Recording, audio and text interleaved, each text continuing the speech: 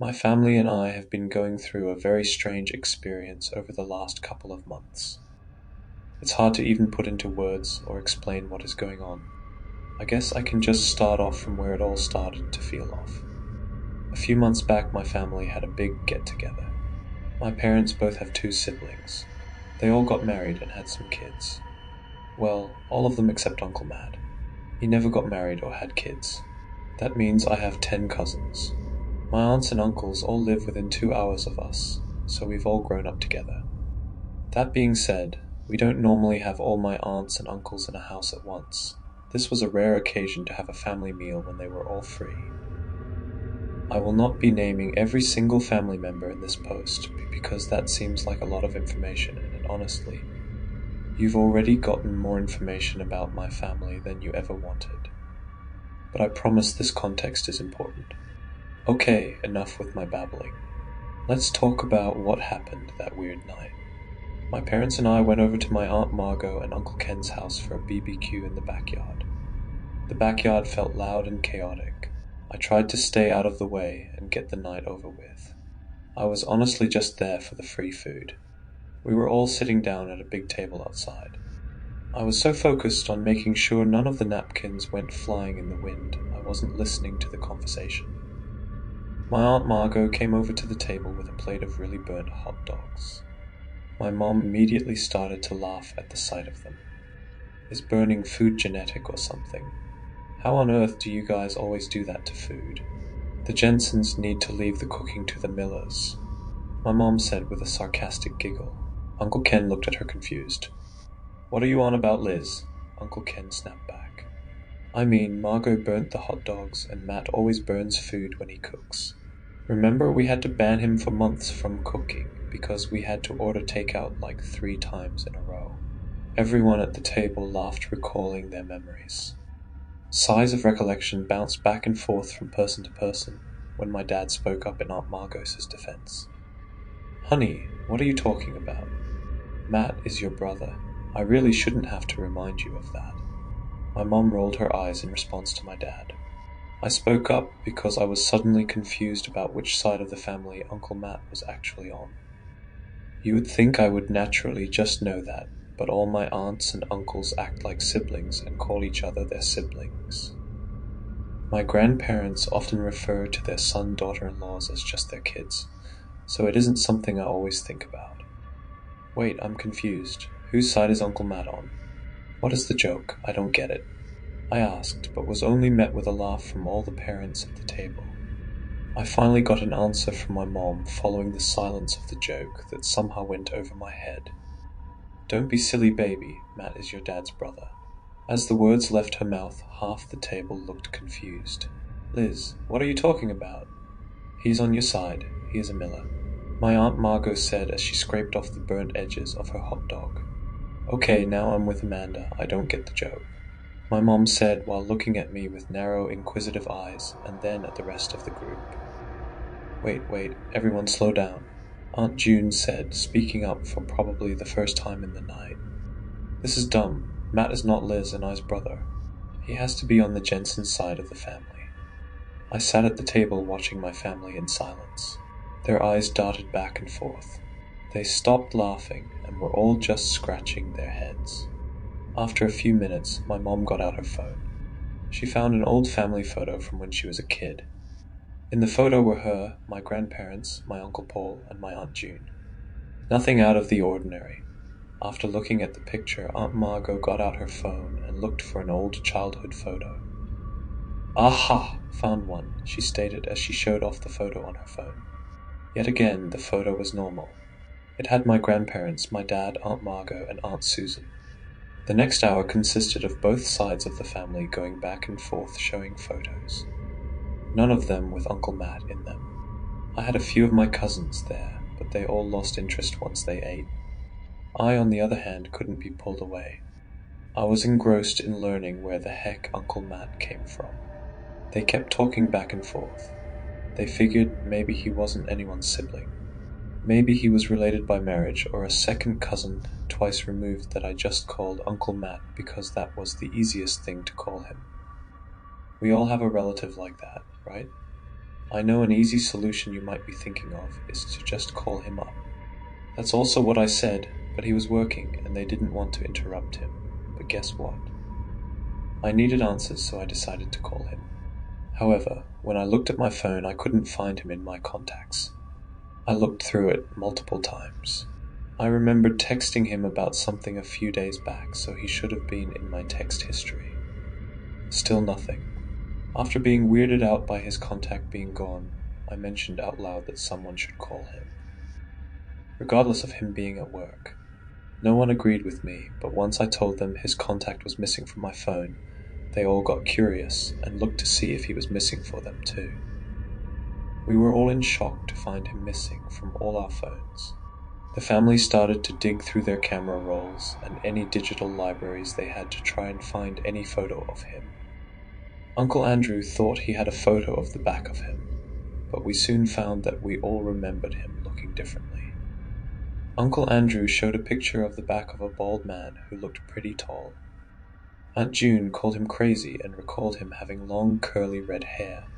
It wasn't like we hadn't seen him in a year or that he was some kind of distant memory. I saw the guy last week. He came over to my house to help me with some homework, and I can tell you he didn't have red hair or no hair at all. He was. Well, shoot. I can't remember what he looked like now that I think about it.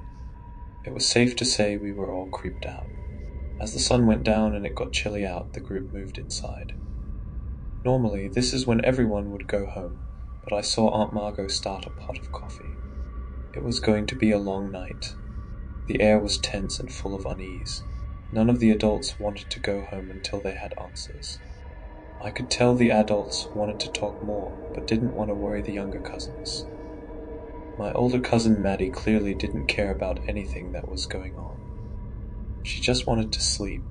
We convinced her to take my 3 young cousins into the basement, so they could all get some sleep. But not me, I was invested. Uncle Matt and I are close. We see each other all the time.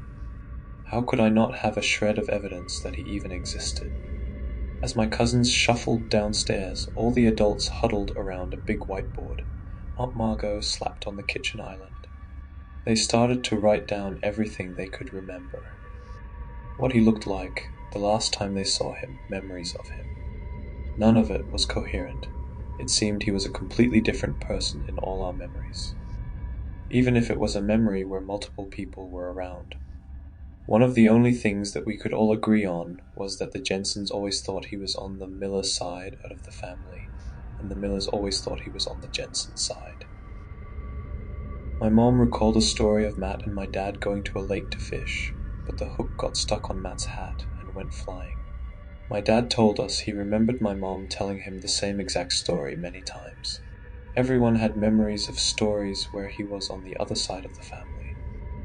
Soon everyone was on the phone with a new family member trying to tell them the situation and asking what they thought about everything. My aunts and uncles were talking to realities on the phone I didn't know I had. Relatives that probably only met Matt a couple times at best. All I heard was one dead end at a time. No one knew where he came from or where he went. So the big question was, who is Matt? Was he just some random guy who weaseled his way into the family? Telling one side of the family one thing and the other side another? Or was it something so much worse? As the sun came up that Saturday morning, we were all still scratching our heads. The deeper we got into who Matt was, the more freaked out everyone got. I was honestly surprised they let me stay with them all night long. The more digging everyone did, the farther away we felt. The more rabbit holes we went down, the less real he seemed. We couldn't find any evidence that he ever existed.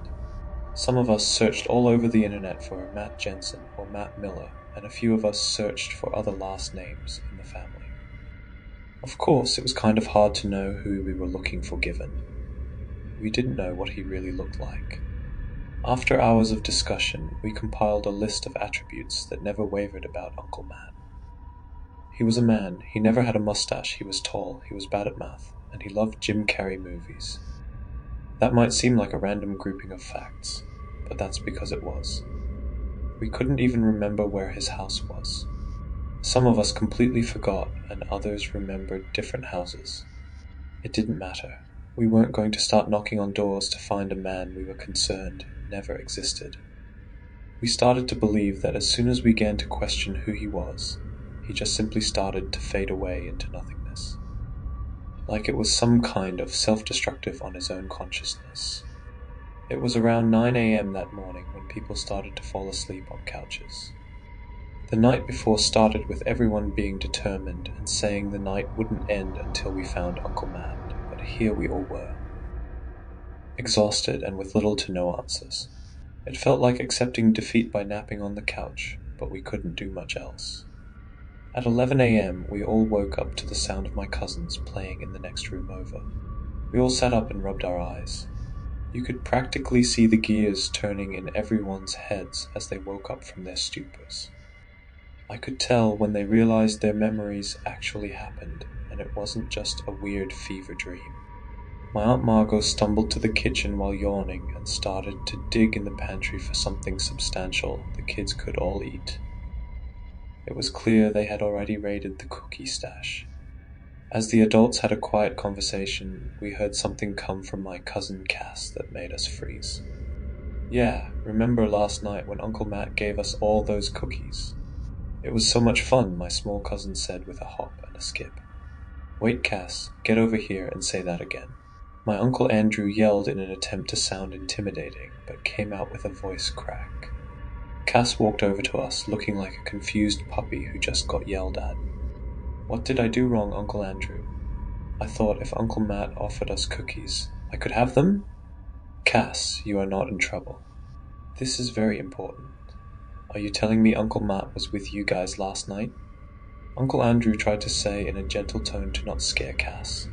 I mean, not the whole night, but he brought us all cookies and put a movie on for us. Then he said he wanted to go hang out with you guys upstairs.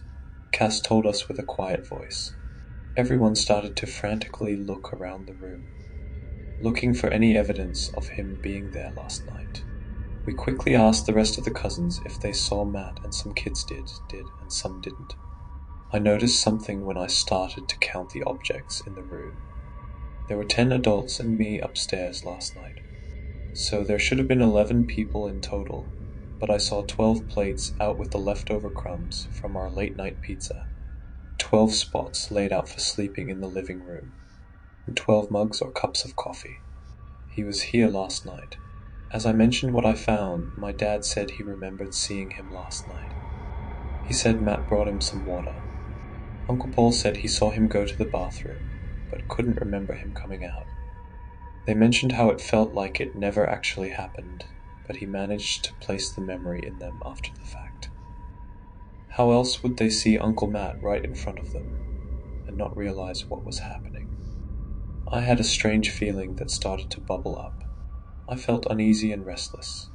"Wait, something is off here," I said loudly to the room. "Everyone line up on the wall. I want to try something." For a second, they all looked at me confused. They normally wouldn't let me boss them around like that, but they were desperate and tired. All the adults lined up against the wall. As I walked by then, I counted out loud. Something strange happened. I counted 12 people, including me. None of the kids were lined up. I wasn't counting myself twice. There was an extra person. Uncle Matt wasn't just here last night. He was with us in the room at that moment. Other members of the family even tried to count. We did it over and over again, even adding one of the kids to the mix, but every single time there was one extra person, but we still couldn't see him. How was he hiding in plain sight? Everyone ended up leaving my Aunt Margot's house that afternoon. We were all still extremely creeped out about the whole thing, but what could we do about it? Not much. It's not like Uncle Matt ever did anything violent. Mostly normal behavior, except for a few memories of him that were kinda weird. One of us remembered seeing him in the kitchen, stacking and unstacking bowls for hours. Another person remembered him once packing for a vacation, but his suitcase only had trash bags in it. And I have a memory of us sitting in front of a fireplace with him, reading the instruction manual to a blender for a bedtime story. At least those were the kind of memories we had in the beginning. As the weeks went on, we started to remember things that got more and more concerning. He showed up in our houses in the middle of the night, or buying us all hammers for Christmas. He once bought hundreds of dollars worth of knives and put them in my dad's car. Once we developed disturbing memories of him, we tried to tell the police. Of course, they couldn't find any evidence of his existence, so they couldn't help us. It didn't help our case that we couldn't even give them a last name. How on earth are they supposed to find a guy based on his name being Matt, and no physical features? So who is Uncle Matt? I can say with 100% certainty I have no clue. Is he a man? Is he an entity? Is he a figment of our imaginations? Or is he nothing at all? I don't know. And that's the worst part of all. He seems to always be around at family dinners. Most of the time I count the number of people, I end up with an extra person. He feels like a virus, always implanting a memory of himself being around, but in the moment I never see him. It seems to be a family joke at this point, always leaving out an extra plate for him or something. In my opinion, no one is taking this situation seriously. I know he hasn't hurt anyone, but why should we wait for something to happen? I swear I can feel it when he shows up. The hairs on the back of my neck stand up. My family has given up on trying to figure out who or what Uncle Matt is. But I haven't. It feels like they have all just forgotten the disturbing memories of him. I swear the deeper I dig to find him, the worse the memories get. Like he is rotting and festering in my memories. Right before my eyes, I'm starting to think it's his attempt to stop me from looking for him. The fact that he is punishing me for looking for him makes my concern grow more and more. Why is he suddenly running now that I am on to him? Why is he so afraid of me finding him? And what will happen once I do find him? I will find you, Uncle Matt. I will find out what you are.